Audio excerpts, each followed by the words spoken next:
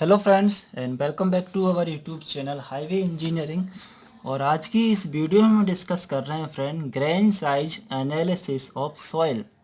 Soil का grain size analysis करने के लिए क्या प्रोसीजर हम फॉलो करते हैं और उसकी डाटा शीट कैसे तैयार करते हैं, उसके लिए मेथड क्या हमें फॉलो करनी चाहिए। तो ये कुछ इम्पोर्टेंट टॉपिक्स रहेंगे आज हम इस वीडियो में डिस्कस करेंगे फ्रेंड। तो इस वीडियो को आप ज़रूर एंड तक कंप्लीट देखिएगा, क्योंकि आज की इस वीडियो में आपको फॉर्मेट फिलिंग भी समझाऊंगा और प्रोसीजर भी आपको मैं समझा दूंगा।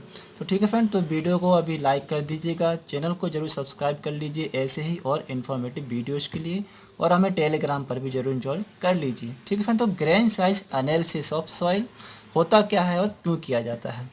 देखिए, हमारी जो सॉइल होती है फ्रेंड, वो सॉइल एक मिक्सचर होता है different sizes of particle, different size of aggregate. ठीक है, तो हमारे जो सॉइल के अंदर जो पार्टिकल्स हैं, जो एग्रीगेट हैं, उनका ग्रेन साइज क्या है, उनका पार्टिकल साइज डिस्ट्रीब्यूशन क्या है, उनके साइज की किस साइज की जो पार्टिकल है वो हमारी सॉइल में कितनी मात्रा में उपलब्ध है। तो ये जो एनालिसिस हम करते हैं फ्रेंड, ये हम grain size analysis of soil test के थ्रू करते हैं। तो इसके लिए हमें टेस्ट प्रोसीजर IS 2720 पार्ट 4 में दी हुई है। ठीक है, तो एज पर IS 2720 part 4 grain size analysis of soil के लिए, तो ग्रेन साइज जो किया जाता है वो सीविंग मेथड से भी किया जा सकता है और हाइड्रोमीटर मेथड से भी किया जा सकता है। तो हम यहाँ पे सीविंग मेथड जो जनरली यूज में होती है, सीविंग मेथड का हम डिस्कस कर रहे हैं। तो एज पर IS 2720 पार्ट 4 में जो सीविंग मेथड है इसकी, बाय सीव एनालिसिस मेथड, ये दो टाइप्स के होते हैं। दो टाइप्स कौन सा? फर्स्ट टाइप होती है हमारी dry sieving method. Dry sieving method कहाँ पे यूज में आती है, पहले वो हम समझते हैं। देखिए, ऐसी सॉइल जो कि हमारी कोहेसिव सॉइल नहीं है, कोहेसन लॉस सॉइल है, और जिसमें क्ले की जो मात्रा है वो बहुत कम है, या हमारी जो सॉइल है वो उसमें ग्रेवल्स बहुत सफिशिएंट मात्रा में ग्रेवल है, तो वहाँ पर हम ड्राई सीविंग फॉलो कर सकते हैं, क्योंकि वहाँ पे जो हमारा मटेरियल रहेगा वो क्लेई मटेरियल नहीं है और वो यूनिफॉर्मली डिस्ट्रीब्यूटेड मटेरियल है। उसके जो पार्टिकल हैं वो एक दूसरे से डिस्ट्रीब्यूटेड हैं, अलग अलग हैं, उनके बीच में कोहेसन नहीं है। तो वहाँ पे ड्राई सीविंग हम ईजिली कर सकते हैं। ठीक है, और सेकेंड हमारी जो मेथड है वो है हमारी वेट सीविंग।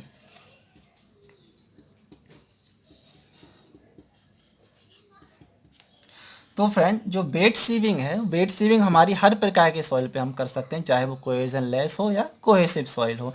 और ऐसी सॉइल जिनमें क्ले की मात्रा बहुत अधिक है या सफिशिएंट मात्रा में क्ले है, तो वहाँ पर हमें वेट सीविंग ही करना चाहिए। और जनरली आपकी चाहे वो किसी भी प्रकार की सॉइल है, आपको वेट सीविंग ही प्रेफर हम हमेशा करने चाहिए। चलिए फ्रेंड, तो हम आगे डिस्कस करते हैं वेट सीविंग की टेस्ट प्रोसीजर के बारे में, कैसे आपको सैंपल प्रिपरेशन करना है और कैसे इसकी आगे की प्रोसीजर आपको करनी है।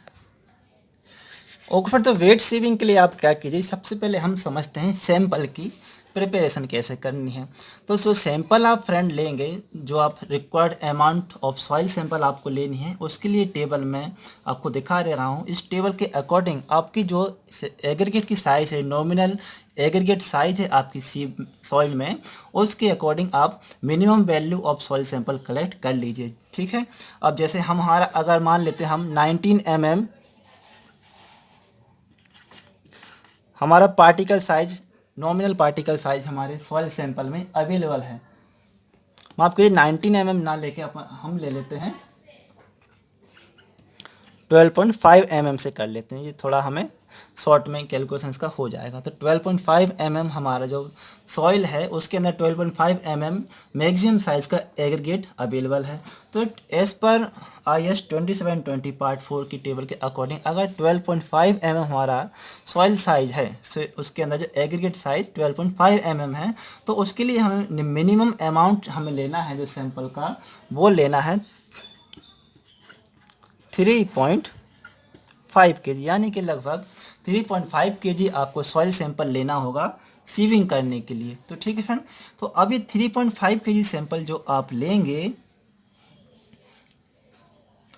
इसमें आपको ये देखना है कि पहले सबसे पहले तो आप क्या कीजिए 3.5 के जी सैंपल में अगर आपको दिख रहा है कि हमारा जो उसका मॉइस्चर है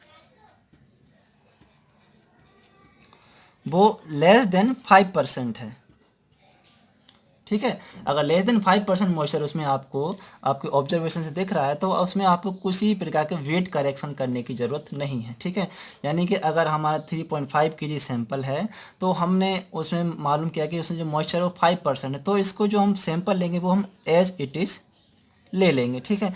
लेकिन अगर इसमें मोर देन 5% हमारा मॉइस्चर हो तो हम क्या करेंगे, जो हमारा 3.5 के जी सैंपल हमने लिया है इसमें प्लस 5% और हमें, या फिर जितना भी इसके ऊपर मॉइस्चर आ रहा है, मान लीजिए 10% मॉइस्चर हमारा आ रहा है, ठीक है, तो प्लस 10% यानी कि 3.5 प्लस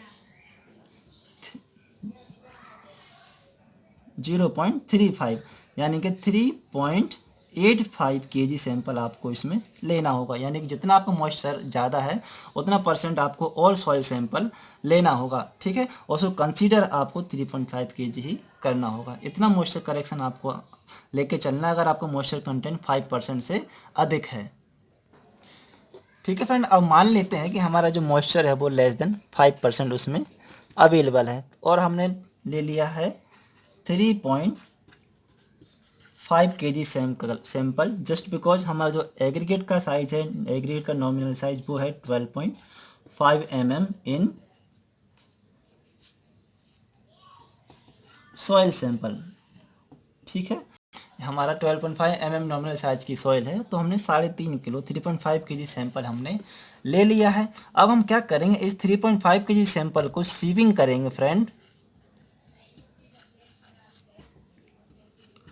4.75 mm की IS सीप से।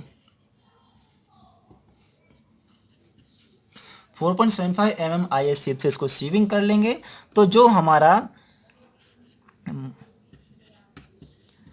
मोर देन 4.75 mm सैंपल यानी कि 4.75 mm IS सीप पर जो रिटर्न सैंपल है उसको आप एक पार्ट अलग कर लेंगे, ठीक है। और जो हमारा लेस देन 4.75 mm ISC वाला मटेरियल है उसको एक सेकंड पार्ट आप अलग कर लेंगे, ठीक है। यानी कि आपका जो सैंपल है वो दो हिस्सों में आपको बांट लेना है। एक हिस्सा रहेगा आपका 4.75 mm से रिटर्न वाला और दूसरा हिस्सा रहेगा आपका 4.75 mm से पासिंग वाला। इस प्रकार से आपको दो हिस्से इसके बना लेने हैं। अब फ्रेंड हम क्या करेंगे, जो हमारा मोर देन 4.75 mm वाला जो पार्ट है जिसको हमने पार्ट 1 ले लिया है, पहला भाग ले लिया है, इसको आप डायरेक्ट सीविंग कर सकते हैं।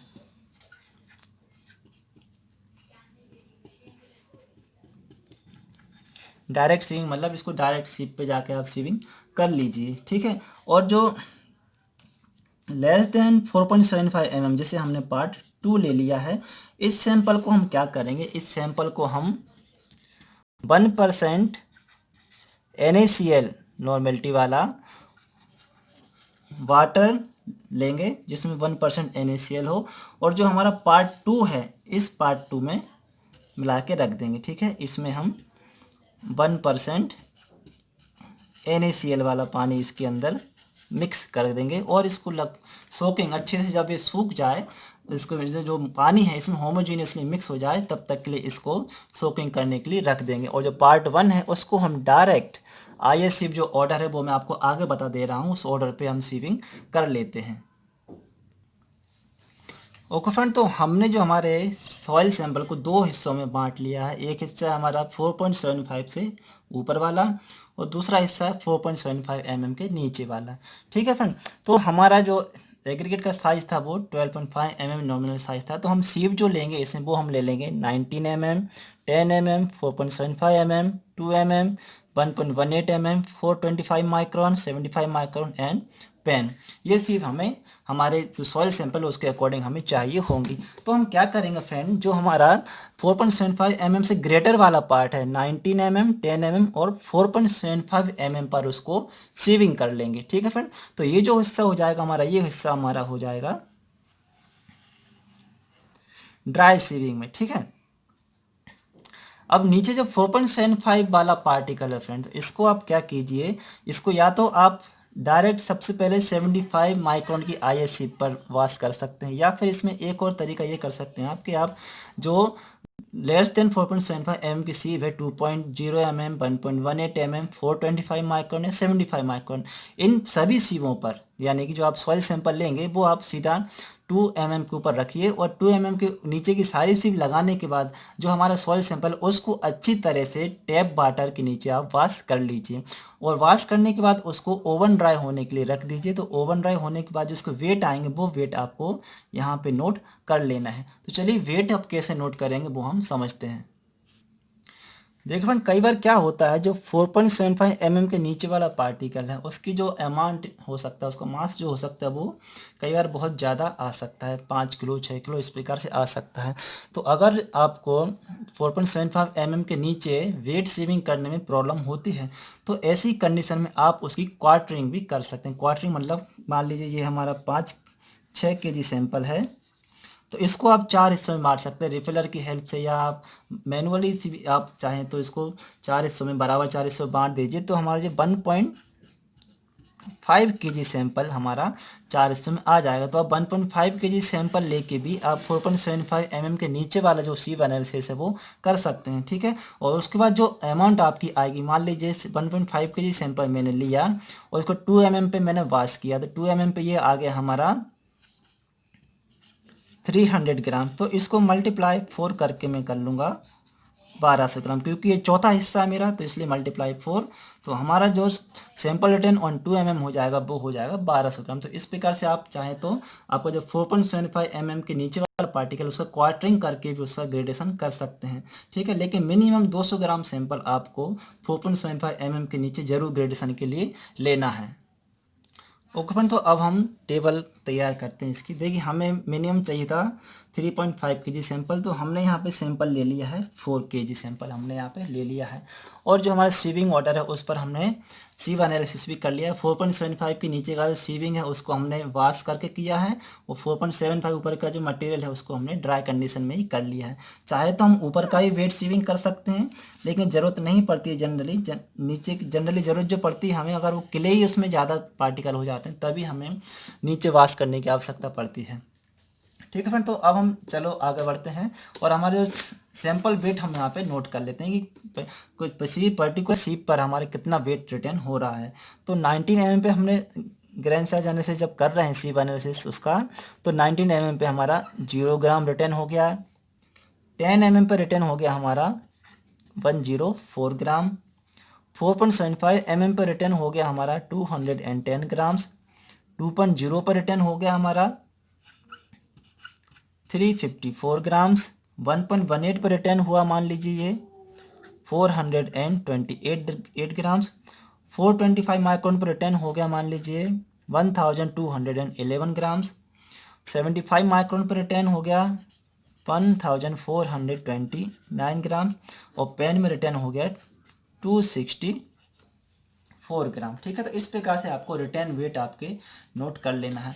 अब परसेंटेज ऑफ वेट रिटर्न आप कैसे कैलकुलेट करेंगे, तो इसके लिए हमारा फार्मूला होता है फ्रेंड, जो हमारा वेट रिटर्न आ गया इसको आप ए से दिखा दीजिए, ठीक है। और ये जो वेट है इसको आप बी से दिखा दीजिए। तो परसेंटेज ऑफ वेट रिटर्न बराबर होगा ए डिवाइडेड बाय बी मल्टीप्लाई 100। ए है हमारा 104 और बी है हमारा 4000। तो 104 डिवाइडेड बाय 4000 मल्टीप्लाई 100 करेंगे तो ये हमारा हो जाएगा 2.60। इसी प्रकार से 210 का percentage of weight retained. Percentage of weight retained का मतलब है हमारा जो टोटल सैंपल है, टोटल सैंपल में से जो हमारी किसी भी पर्टिकुलर शिप पर जो रिटर्न हुआ है वेट, वो टोटल सैंपल का कितना परसेंटेज है, ये हमारा कहलाता है परसेंटेज ऑफ वेट रिटर्न, ठीक है। तो 210 परसेंटेज ऑफ वेट रिटर्न निकालेंगे हम, तो ये हमारा आ जाएगा 5.25। 354 का आ जाएगा 8.85। 1.18 का आ जाएगा 10.7। 425 माइक्रोन पे आ जाएगा ये 30.2 75 माइक्रोन पे आ जाएगा 35.72 और पेन में ये आ जाएगा 6.61। ठीक है, अब आगे जो जरूरी निकालना है वो है cumulative percentage return. Cumulative percent return क्या होता है? क्यूम्युलेटिव का परसेंट रिटर्न होता है फ्रेंड, मान लीजिए जैसे हमारा 19 mm की ISC है, इसका हम क्यूम्युलेटिव निकालना चाहें अगर, तो इसका मतलब ये है कि 19 mm की सीप और इसके ऊपर की जो भी सीप हैं, इन पर जो रिटर्न परसेंटेज वेट है वो कितना है। ठीक है, तो वो हमारे कहलाता है क्यूम्युलेटिव। तो हमारे 19 mm की सीप पर रिटर्न कितना है? 0, और इसके ऊपर की सीप पे भी रिटर्न निल है। तो यानी कि इन सब का जब आप जोड़ करेंगे तो ये हमारा आ जाएगा 0। इसी प्रकार से 10 mm की ISC पर क्यूम्युलेटिव रिटर्न कितना है? देखिए 10 mm पर रिटर्न है हमारा 2.60। ठीक है, और इसके ऊपर की ISC पर कितना है? 0, तो इसका क्यूम्युलेटिव हो जाएगा 2.60। इसी प्रकार से 4.75 mm पे क्यूम्युलेटिव रिटर्न हो जाएगा, 4.75 पे रिटर्न है हमारा 4.25%, और इसके ऊपर की सीप जैसे 10 mm 19 mm और जो भी सीप हैं उन पर रिटर्न कितना है? सिर्फ 2.60। तो 4.75 mm पे क्यूम्युलेटिव रिटर्न हो जाएगा हमारा 7.85। ओके, अब हम निकालेंगे 2.00 का क्यूम्युलेटिव। तो 2.00 पे हमारा वेट ऑफ रिटर्न है 8.85%। तो इसका क्यूम्युलेटिव कितना हो जाएगा? इसका क्यूम्युलेटिव निकालने के लिए हम क्या करेंगे, जो 2.0 का रिटर्न है और इसके ऊपर के सभी सीबी का रिटर्न परसेंटेज उसका जोड़ करेंगे, उसका समेशन करेंगे, तो ये हमारा आ जाएगा 16.70। इसी प्रकार से 1.18 का हो जाएगा 27.4, 425 माइक्रोन का हो जाएगा 57.67, 75 माइक्रोन का हो जाएगा 93.39, और पेन पे जो हमारा क्यूमुलेटिव रिटर्न हो जाएगा वो हो जाएगा 100%। ठीक है फ्रेंड, अब ये क्यूमुलेटिव भी आपने यहाँ पे निकाल लिया है। अब हमें निकालना है percentage of passing. Percentage of passing मतलब परसेंटेज मतलब जो हमारी टोटल सॉइल सैंपल है जिसे हमने 100% माना है, उसमें से हमारा किसी भी पर्टिकुलर सीप पर कितना पास हो गया है वो हमें कहलाता है परसेंटेज ऑफ पासिंग। ठीक है, तो इसके लिए हम क्या करेंगे, जो क्यूमुलेटिव परसेंटेज है हमारा पासिंग का उसको 100 में से माइनस करते जाएंगे। तो 100 माइनस 0 तो ये हो जाएगा 100%। 100 माइनस 2.60 ये हो जाएगा 97.4%। 100 माइनस 7.85 तो ये हो जाएगा 92.15। 100 माइनस 16.70 तो ये हो जाएगा 83.3। 100 माइनस 27.4 तो ये हो जाएगा 72.6। 100 माइनस 57.67 तो ये हो जाएगा 42.33। 100 माइनस 93.39 तो ये हो जाएगा हमारा 6.61, और यहाँ पे नील हो जाएगा। तो इस प्रकार से आप ये जो टेबल है वो तैयार कर लेंगे फ्रेंड। ओके फ्रेंड, तो ये टेबल की हेल्प से फिर हम क्या निकालते हैं,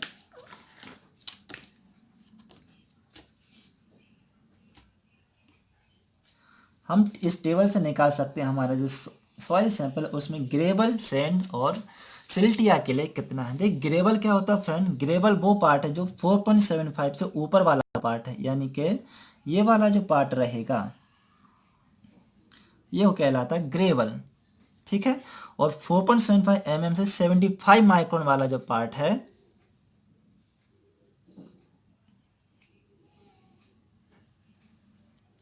ये हमारा आ जाएगा सैंड में, और 75 माइक्रोन के नीचे वाला जो हिस्सा रहेगा वो हो जाएगा सिल्ट या किले। तो अगर हम ग्रेवल देखें तो 4.75 mm तक जो रिटर्न हो रहा है हमारा क्यूमुलेटिव रिटर्न हो रहा है वो हो रहा है 7.85, यानी कि जो इसमें ग्रेवल आएगी वो ग्रेवल हमारी हो जाएगी 7.85%। ठीक है, अब हमें निकालना है क्या फ्रेंड, अब हम निकालते हैं सैंड। तो सैंड को निकालने के पहले हम क्या निकालेंगे, सिल्ट या किले कितना हो रहा है। ठीक है, तो सिल्ट और किले क्या है, 75 माइक्रोन के नीचे वाला जो पार्टिकल वो है हमारा सिल्ट और किले, जो आया है 6.61। ये हमारा सिल्ट और क्ले हो जाएगा। अब बचा क्या है हमारा सैंड पार्टिकल। तो हम क्या करेंगे, जो हमारा 100% सॉइल सैंपल है, 100 में से हम क्या करेंगे, हमारा ग्रेवल हटा देंगे और सिल्ट और क्ले हटा देंगे। तो 100 माइनस 7.85 माइनस 6.61, तो हमारा जो सैंडी पार्टिकल आ जाएगा वो हो जाएगा 85.54%। तो इस प्रकार से ग्रेवल, सैंड और सिल्ट और क्ले का कैलकुलेशन हम कर लेते हैं फ्रेंड। तो फ्रेंड ये तो एक आपको एक जो ब्रीफ है वो ब्रीफ डिस्कशन मैंने आपको समझा दिया है। अब इसके बाद इस टेबल के और क्या क्या यूज होते हैं, इसके बाद आपको इसका कोफिस यूनिफॉर्मिटी कोफिशिएंट निकालना फ्रेंड, इसकी D10, D30, D60 वैल्यू निकालना है, इसका कर्व ड्रा करना है। तो वो मैं आपको अगली वीडियो में बताऊंगा फ्रेंड। इस वीडियो में मैं आपको सिर्फ इतना ही बता रहा हूँ, काफ़ी लंबी वीडियो पहले ही हो चुकी है। तो अगली वीडियो में भी आप ज़रूर हमारे साथ बने रहिएगा और इस वीडियो को लाइक कर दीजिएगा। वीडियो अच्छी लगी हो तो दूसरों के साथ शेयर भी करना, चैनल को सब्सक्राइब करना। ओके फ्रेंड, तो चलता हूँ। आज की वीडियो में बस इतना ही, फिर से मिलूंगा आपसे एक नई वीडियो में।